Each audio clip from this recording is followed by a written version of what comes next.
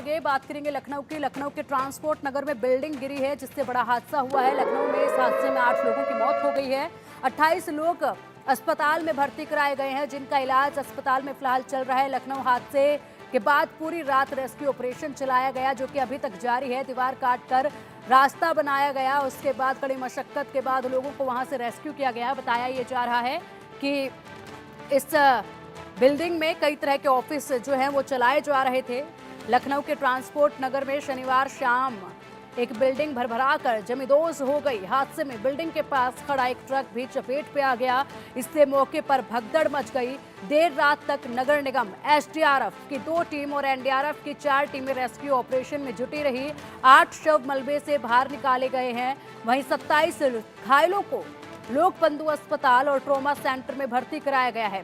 मलबे में दबे लोगों को बचाने के लिए बगल की बिल्डिंग की दीवार काटकर रास्ता बनाया गया है। हादसे की जानकारी मिलते ही पूरा प्रशासनिक अमला बचाव कार्य में जुट गया। एहतियात के तौर पर आसपास की बिल्डिंग को खाली करा दिया गया। हालांकि इस हादसे में कई घायल लोगों की हालत अभी गंभीर बताई जा रही है।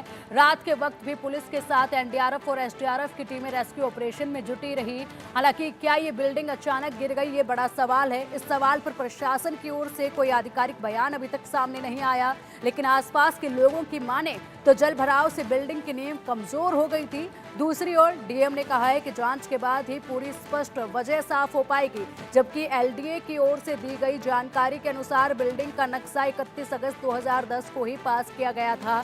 2020 में ये बिल्डिंग बनकर तैयार हुई थी, ये बताया जा रहा है। और सोचिएगा जरा, 2020 में अगर ये बिल्डिंग बनकर तैयार हुई थी तो महज क्या 4 साल के अंदर ही इस बिल्डिंग की नींव क्या इतनी कमजोर हो गई कि महज कुछ घंटों की बरसात के बाद जो जलभराव हुआ उसके बाद इसकी नींव कमजोर हो गई और ये बिल्डिंग इस तरीके से भरभरा कर जमींदोज हो गई। और उसके बाद 8 लोगों की इस बिल्डिंग में इस हादसे में मौत हो गई।